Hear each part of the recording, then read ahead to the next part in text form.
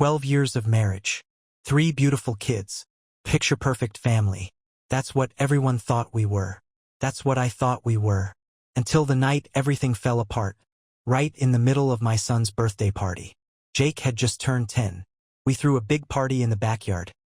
Grill fired up, kids running wild, neighbors dropping by for drinks.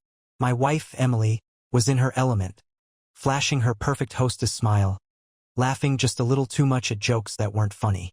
I should have noticed the way her eyes kept darting to her phone, the way she kept disappearing into the house, coming back with a slightly different energy, her cheeks flushed. But I was busy flipping burgers, playing the perfect dad. Then Tyler, my best friend, nudged me, nodding toward Emily. "Dude, what's up with your wife? She's acting weird." I followed his gaze. She was standing by the patio, phone in hand, typing furiously. She didn't notice me watching. Didn't notice how her lips curled into a little smirk. The kind she used to give me when we first started dating. My stomach tightened. I walked over casually, beer in hand. "Who are you texting?" She jumped. That alone was weird. Emily never got startled. She was always in control. "Oh," she said, laughing too quickly. "Just Lauren. She's running late." I knew it the second it left her mouth. Lauren was already here. I'd seen her earlier, sitting by the pool. Something inside me twisted. She was lying to me, right to my face. I didn't say anything, just nodded, pretending to buy it. But the seed had been planted. I waited, watched, and when she disappeared inside the house again, phone clutched in her manicured fingers, I followed. The bedroom door was cracked open. I heard her whispering. Emily never whispered to Lauren. I stepped closer. "I can't talk right now," she hissed. "He's right outside." "No, not tonight." "Are you crazy? We'll figure something out. Okay? Just stop texting me." Silence. Then the sound of a message being deleted. The room started spinning. My fingers clenched around the beer bottle. I could have walked away, could have pretended I didn't hear it. But something in me snapped. I pushed the door open. Hard. Emily's head whipped around. For a split second, I saw real fear in her eyes. And that's when I knew, whatever this was, it was bigger than I ever imagined. Emily recovered fast. Too fast. 1 second, she looked like a deer caught in headlights. Then, just like that, she was smiling. "Jesus, babe, you scared me." She laughed, pressing a hand to her chest like I just startled her out of a nap. "Why are you sneaking up on me?" I didn't answer. My eyes flicked to her phone, still in her hand, her thumb hovering over the screen. The moment she saw me looking, she tilted it slightly, just enough so I couldn't see. "Who was that?" I asked. "Lauren, I told you," she said, rolling her eyes. Too casual, too smooth, like she'd practiced it. I took a step forward. Funny, because I just saw Lauren outside. For a fraction of a second, she hesitated. It was small, so small, but I caught it. Her fingers tightened around the phone. Her shoulders stiffened before she forced herself to relax. "Oh, I meant Vanessa," she said, waving a hand dismissively. "You know how she is, always freaking out over something." Vanessa never texted Emily first. She barely texted at all. Emily tried to walk past me, but I blocked her. "You deleted a message just now." My voice was calm. Too calm. "Why?" Her smile faltered. "What?" She let out another laugh, but this one was different. Hollow. Forced. "Babe, seriously? I was just clearing my notifications." "Give me your phone." The words left my mouth before I even decided to say them. She froze. And then, for the first time that night, her mask cracked. "You're being ridiculous," she snapped, hugging the phone to her chest like a lifeline. "What, you don't trust me now?" I held out my hand. Didn't say a word. Her jaw clenched. A muscle twitched in her cheek. Then, slowly, she put on a smile. The same manipulative, infuriating smile she always used when she wanted to control the situation. "Fine," she said sweetly, "if it'll make you feel better." She unlocked her phone, handed it over. I took it, keeping my face unreadable as I scrolled through her messages. Nothing. Not a single suspicious text. Just boring, everyday conversations with her friends, the school group chat, reminders about appointments. My stomach twisted. I knew I heard her whispering to someone. I knew she deleted something, but there was no proof. I looked up, and she was watching me, smirking. "You done?" she asked. That smirk. That tiny, condescending little smirk. Like she'd already won. My blood boiled. I shoved the phone back into her hands and stepped closer, lowering my voice. "You're hiding something," I said, "and I'm gonna find out what it is." Her smirk widened. "Good luck with that, babe." Then she walked past me, swaying her hips as she went, and I realized this wasn't just a lie. This was a game to her. I didn't sleep that night. I lay there, staring at the ceiling, listening to Emily's slow, steady breathing beside me. She was out cold, curled up like she didn't have a single worry in the world. Meanwhile, my mind was racing. She was too confident, too calm. A woman who had nothing to hide would have been pissed that I demanded her phone. She would have called me out, made a scene. But Emily? She played it cool.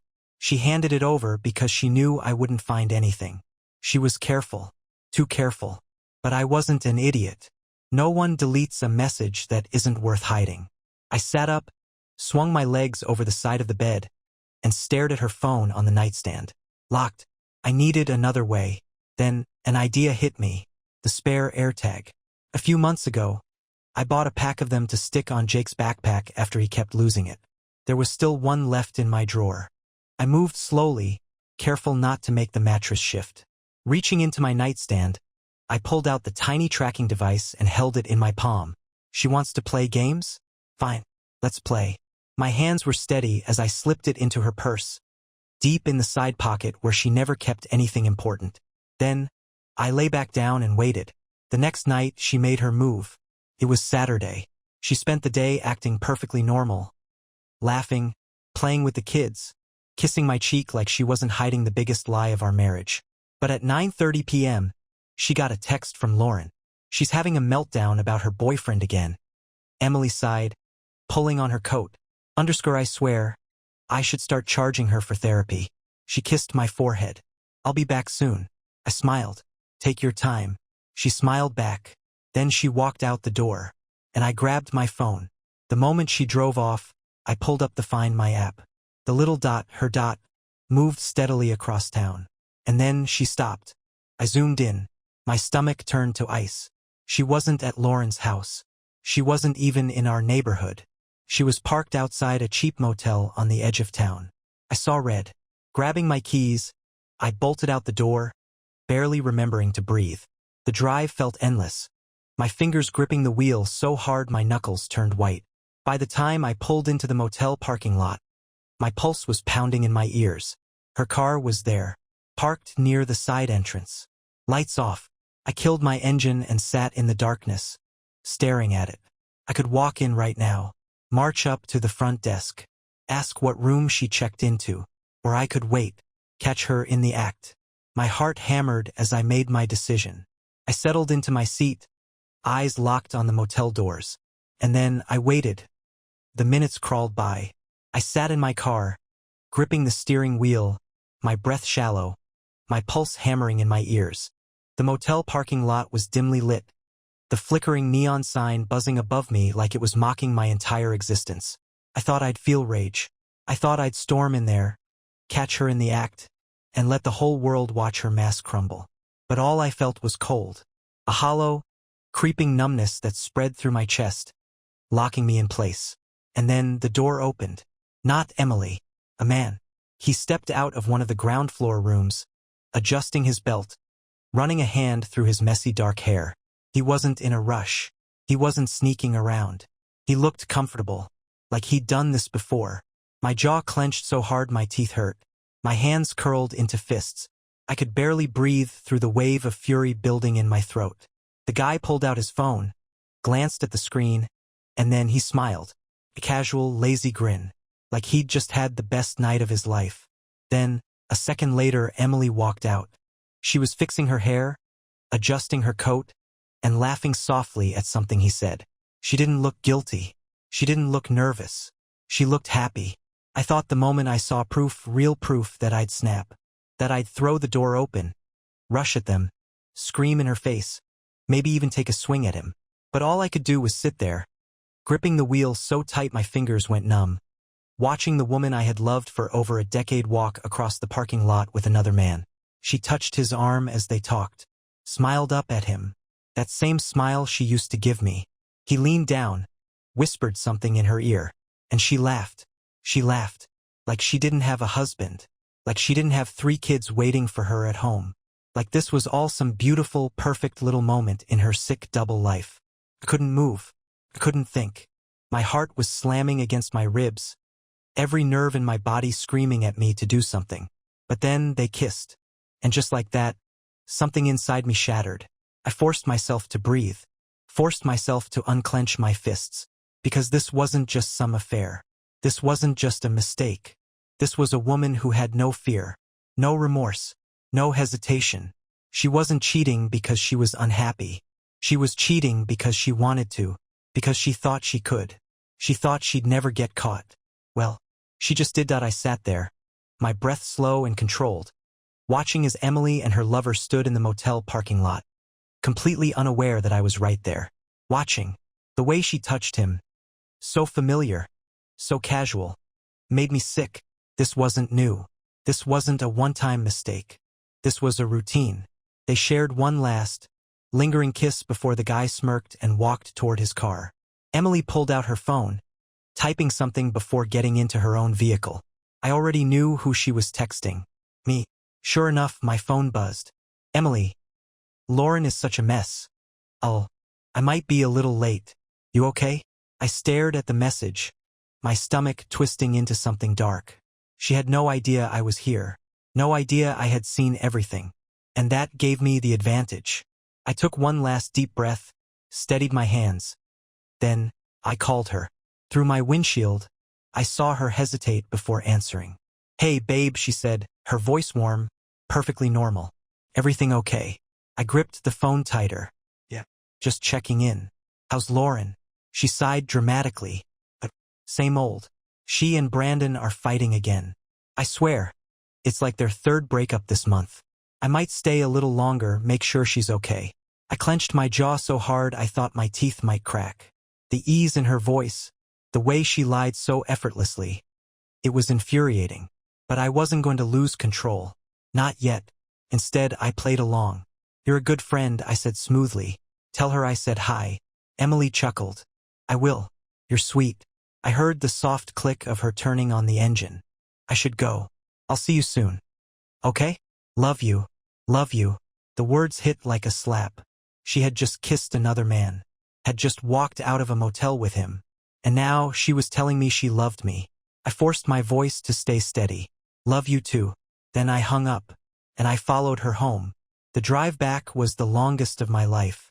I stayed a few cars behind her, heart hammering as I imagined what was going through her head. Was she feeling guilty? Doubt it. She thought she got away with it. Thought she had me fooled. I kept my grip firm on the steering wheel, breathing slow and deep. I needed to stay calm. Needed to wait for the right moment. By the time we pulled into our driveway, I had a plan. Emily got out of her car, stretched like she had just spent hours comforting her friend, and walked inside. I waited a few minutes, letting her settle in. Then I stepped inside too. She was in the kitchen, pouring herself a glass of wine, completely at ease. When she saw me, she smiled. Hey, babe. I walked up to her, slow and deliberate. Then I pulled out my phone, tapped the screen, and played the recording. Her voice filled the kitchen. But same old. She and Brandon are fighting again. I swear. It's like their 3rd breakup this month. I might stay a little longer, make sure she's okay. The exact words she had just said to me on the phone. Emily froze, the color draining from her face. I let the recording play to the end, then locked my phone and tucked it into my pocket. For the first time since this all started, I saw it real panic. Her fingers tightened around the wine glass. What's that? I tilted my head. That's you lying to me. She let out a short laugh, forced and nervous. Oh, come on. What, are you recording me now? That's kind of creepy. Babe, I didn't blink. Not as creepy as following you to a motel and watching you kiss another man. The glass slipped from her hand and shattered against the floor. She stared at me, her breath hitching, her lips parting like she was about to deny it. Because of course she was. But I didn't give her the chance. I stepped closer, lowering my voice. Tell me his name. Her throat bobbed. I don't tell. Me. His name. Silence. Then she smirked. I felt my stomach turn. Because the moment she did that, I knew. She wasn't sorry. She wasn't ashamed. She was about to lie her way out of this. And I was about to destroy every excuse she had. The smirk was slight, just a twitch of her lips, but it said everything I needed to know. Emily wasn't scared. She wasn't scrambling for an excuse because she thought she could talk her way out of this. And that made me angrier than anything. I took a step forward, forcing her back against the counter. His name, I repeated. My voice was calm, too calm. She wet her lips, eyes flicking around like she was scanning for an escape route. I don't know what you're talking about. I laughed. A sharp, humorless sound. Really? You don't know? Because I saw you. I followed you. Emily's whole body tensed. I kept going. You almost had me. The little Lauren needs me act? Brilliant. The fake texts? Smooth. But you forgot one thing. I pulled my phone out and tapped the screen. The AirTag app lit up. You took your purse with you, and I tracked it all the way to that motel. Her eyes went wide just for a second. Then she laughed. Like this was a joke. Are you serious? She scoffed. You put a tracker on me? What the hell is wrong with you? Oh, I'm sorry, I shot back. Was I supposed to just sit at home while you got your back blown out at a cheap motel? She flinched. Just a little. But I saw it. Then, just like that, the act was back on.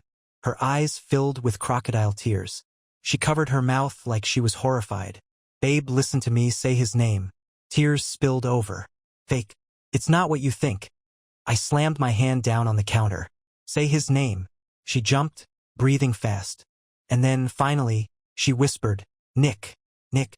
I let the name sit in the air, rolled it around in my mind, tasting the bitterness of it.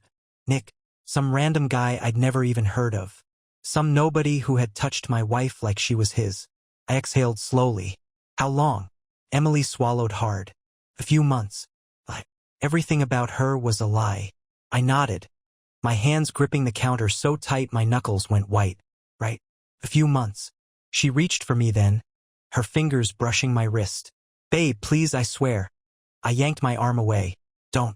My voice was low, dangerous. Don't touch me. Don't babe me. Don't even breathe near me. She shut up.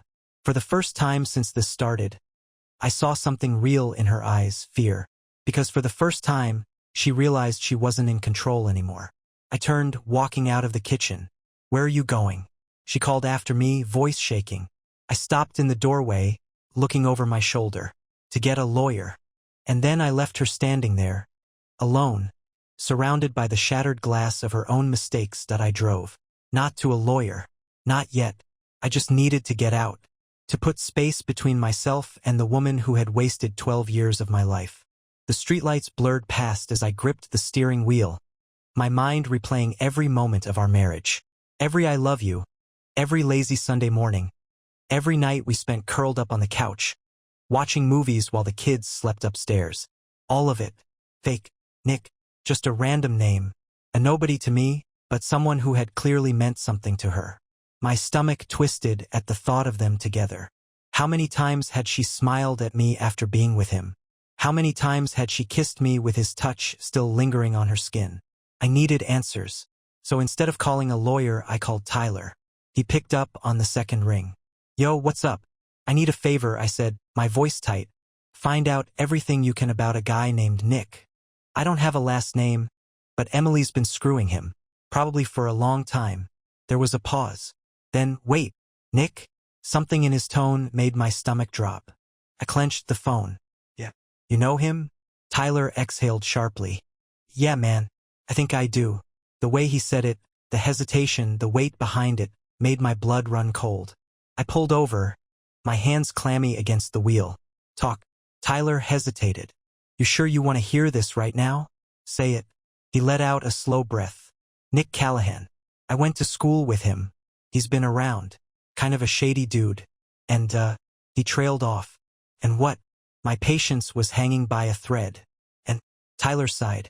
Man, he's got a kid. A little boy. I think he's like 6 now. I frowned. Why the hell do I care about his kid? Silence. Then Tyler said the words that changed everything. Because, dude, the kid looks a lot like Ben. The world stopped. My fingers went slack around the phone. My pulse slammed against my skull. Ben, my youngest, the one who looked nothing like me. Ben, who had Nick's sandy blonde hair, Nick's green eyes. No, no. I tried to speak, but my throat had closed. Man, Tyler's voice was quiet now. Careful. I'm not saying it's 100%, but it adds up.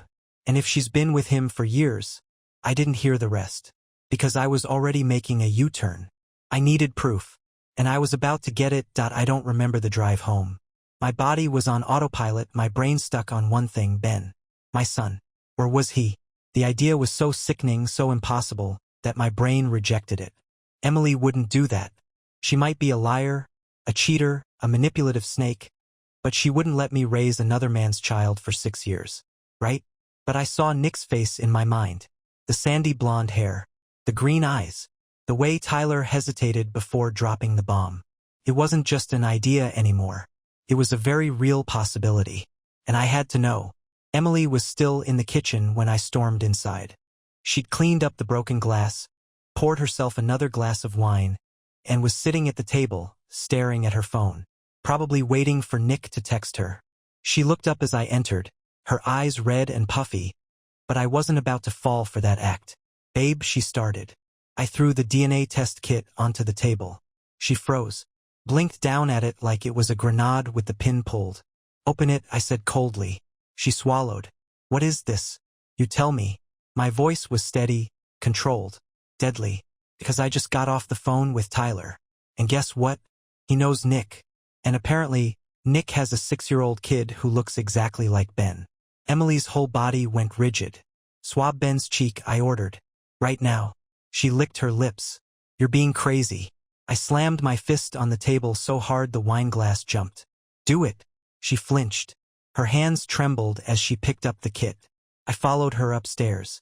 Ben was already asleep, his small body curled under his favorite Spider-Man blanket. My chest ached just looking at him. I loved this kid. But was he mine?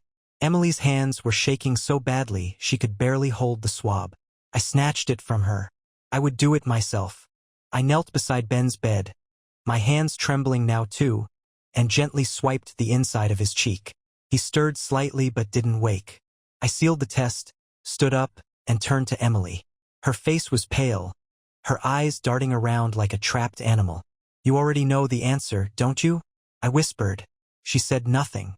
That silence was louder than any confession.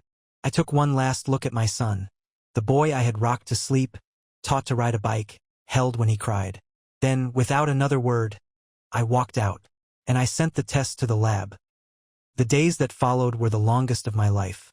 I barely spoke, barely slept. I went through the motions, woke up, got the kids ready for school, went to work, came home, but inside, I was unraveling. Emily had tried to talk to me, tried. At first, she played the concerned wife, whispered sweet apologies, begged me to talk this through. I ignored her. Then, when she realized I wasn't buying her act, she switched to anger. Accused me of tearing the family apart over nothing. I ignored that too, because it wasn't nothing. It was everything. And then, exactly 1 week later, I got the email. The subject line hit me like a bullet. "DNA test results are ready." I stared at it for a long time, my hands numb, my stomach a pit of ice. I was in my office, door locked, the house eerily quiet. Emily was downstairs, probably pretending to be busy with laundry or scrolling through her phone like she wasn't waiting for this moment too. I clicked the email, scrolled, and then probability of paternity. 0%. I felt my heart stop. The words blurred, then sharpened again, like my brain was refusing to process them. 0%. Ben wasn't mine, not my blood, not my son. For 6 years, I had loved him, raised him, kissed his scraped knees, held him when he cried, and he was never mine. Something inside me broke. I don't remember standing up. I don't remember walking downstairs. But suddenly, I was in the kitchen, and Emily was there, looking at me with wide, guilty eyes. She knew. She already knew. I held up my phone, my hand shaking. "It's in. You want to guess the results?" She paled. "Babe, listen, don't." My voice cracked. "Don't call me that. Don't try to spin this." Just tell me. Did you know? Emily's eyes darted away, and that was all the answer I needed. I let out a laugh, harsh, broken, ugly. You did. You knew. Jesus Christ, you knew this whole time. She took a breath, as if about to launch into some carefully crafted excuse, but I wasn't about to let her. Who else? My voice was sharp, deadly. She blinked. What? I stepped closer, my heart pounding so hard I could feel it in my throat. I tested Ben because he looked nothing like me. But what about Jake? What about Lily? Emily's lips parted, and for the first time since this nightmare started, I saw real fear in her eyes. My stomach turned. Say it, I whispered. She shook her head. No, I don't know what you want me to. Say it. I roared. Emily flinched. Then, her face crumpled, and the truth, the final, devastating truth, fell from her lips like a death sentence. None of them. I swayed on my feet. None of them. Jake, my firstborn, the one who made me a father. Lily, my baby girl, the one who always ran to me first when she got scared. Ben, my youngest, the one I thought was my last chance to leave a legacy. None of them were mine. The room spun. I gripped the edge of the counter to keep from falling. How long? My voice was hollow. Emily wiped at her eyes, silent. How long, Emily? She sniffled. I don't know. It just happened. I let out a slow, shuddering breath. You don't know. I repeated, my voice dripping with disbelief. You don't know. I stared at her, the mother of my children, the woman I had devoted my entire life to, the woman I thought I would grow old with, and all I saw was a stranger. I turned away. My vision was tunneling, the walls closing in. I needed air. Emily reached for me, her voice desperate. Please, we can fix this. I jerked away like she burned me. Fix this? Fix this? I met her gaze, and whatever love I had left for her died in that moment. You took everything from me.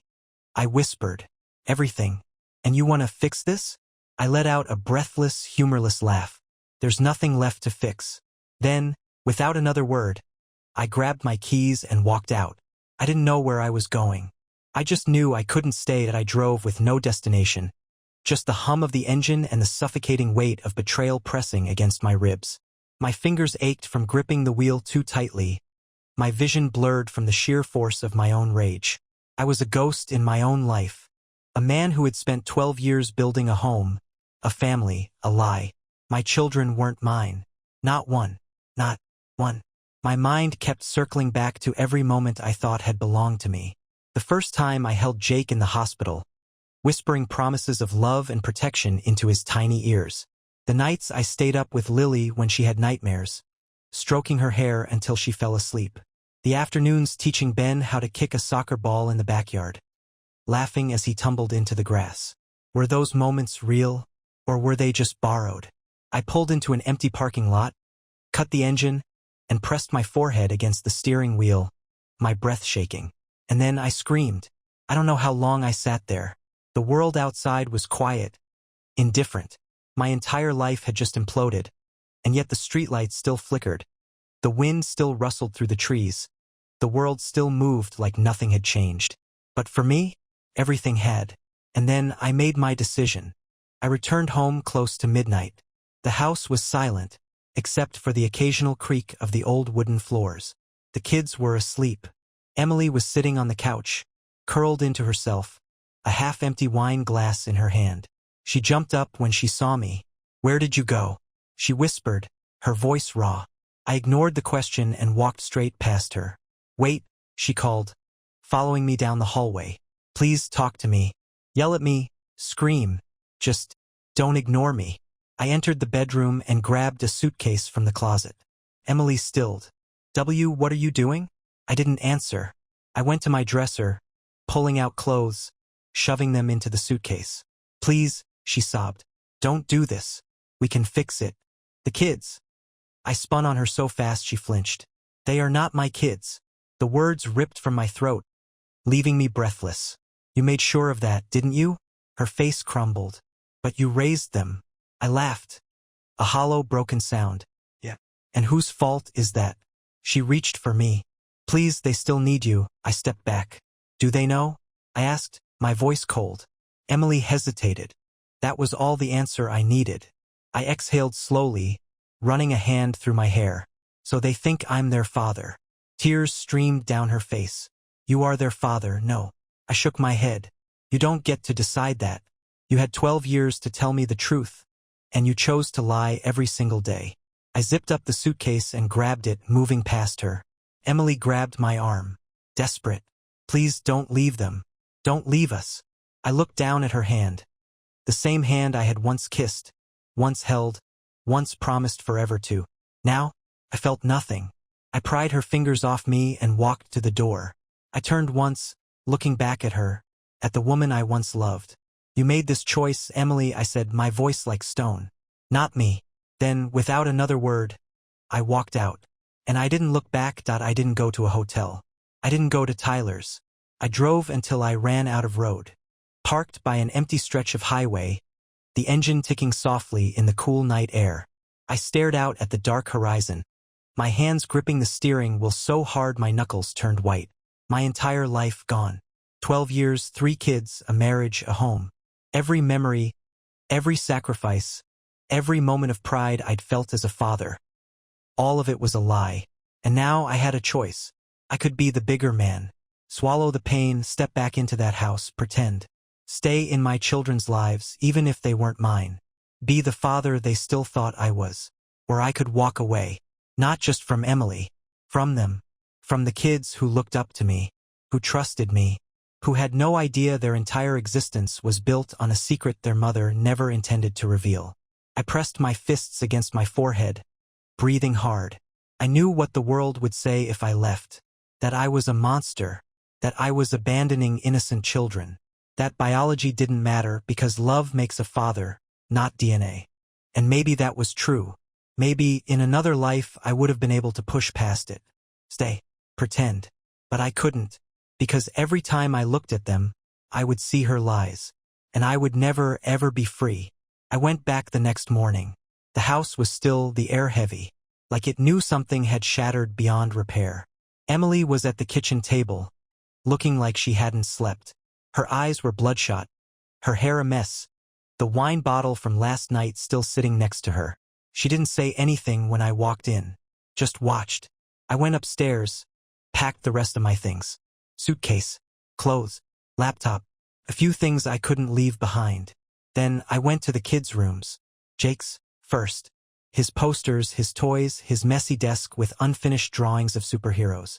I stood there for a long time, staring at his bed, the blankets tangled up like he'd kicked them off in the middle of the night. He was the first one to call me Dad. I turned away. Lily's room. Stuffed animals. Tiny socks on the floor. The pink blanket I used to tuck her into every night. She used to hold my hand so tight when we crossed the street. I closed my eyes, inhaled sharply. Then Ben's. The smallest bed. His Spider-Man backpack resting by the door. Ben, who wasn't mine. None of them were. And yet, leaving felt like dying. I stood in the doorway, my chest tight, my breath uneven. They weren't mine, but they still loved me. They still thought I was their father. And that was the hardest part. They had no idea that, by tonight, I'd be nothing more than a memory to them. Emily met me at the door. Her eyes darted to the suitcases. So that's it? Her voice was hollow. I didn't answer. You're just gonna leave? Abandon them? She let out a sharp, bitter laugh. Guess you were never their real father, huh? I turned to her. My jaw clenched so hard it ached. You don't get to guilt me. You don't. Her nostrils flared. They'll hate you for this. I exhaled through my nose. They won't hate me, Emily. My voice was cold. Because you're never going to tell them the truth. She blinked. I took a step closer, lowering my voice. You won't tell them. Because if you do, then they'll know that I didn't leave them. I let the weight of my words settle in. They'll know that I left you. Emily paled. She knew I was right. Because for all her cruelty, for all her selfishness, she still had one thing to lose. Their love. And if she told them what she did, she would lose them forever. So she would lie. Tell them I left because of some vague grown-up problem. Let them be angry at me. Let them hate me. Anything was better than them hating her. And that was fine. Because as much as I loved them, I couldn't be their father anymore. Emily swallowed hard. Are you ever gonna come back? I held her gaze. No. Then I walked out. And this time I didn't just leave the house. I left everything. I didn't stop driving until I was out of town. Until the house, the street, the life I had built, the life I had lost, was nothing but a distant memory in the rearview mirror. I checked into a hotel off the highway. Just a bed, a lamp, a desk. No toys, no family pictures on the walls. Nothing that reminded me of the past 12 years. And for the first time in over a decade, I was alone. I sat on the edge of the bed, staring at the floor, my mind blank. Then, I did something I hadn't done since I was a kid. I cried. Not quiet, dignified tears. Not the kind you wipe away before anyone can see. I broke. Gut-wrenching, breathless sobs ripped through me, shaking my entire body. I cried for my children. For the nights I would never tuck them in again. For the birthdays I would miss. For the small moments. The I love you, Dad whispers before bed. The sticky-fingered hugs after school. That I would never have again. I cried for the life that was stolen from me. For the man I used to be. And when I had no tears left, I lay back on the bed, staring at the ceiling, feeling like a ghost in my own body. I must have fallen asleep at some point. When I woke up, it was late afternoon. The room was quiet, the weight of everything pressing down on my chest like an anchor. Then my phone buzzed. I grabbed it instinctively. A message from Emily. I almost didn't open it, but curiosity won. Emily, I told them you had to go away for work. They were upset, but they'll be okay. Please don't do this. Come home. We can figure something out. I stared at the message, my jaw tightening. Even now, she was still trying to control the narrative. She didn't tell them I left. She didn't tell them the truth. She told them I had to go away. And maybe that was the best thing. Because one day they'll realize.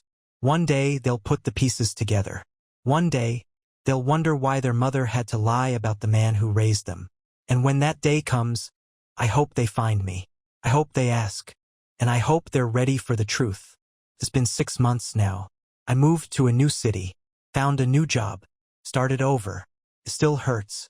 Some mornings, I wake up and forget where I am. I expect to hear little feet running down the hall, expect to smell Emily's coffee in the kitchen. Then reality hits, and I remember.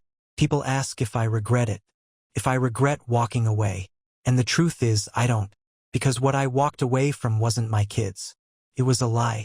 And if I had stayed, I would have been nothing more than a prisoner inside of it. I don't know if I'll ever see them again. But if I do, I'll be ready. And this time, they'll know the truth.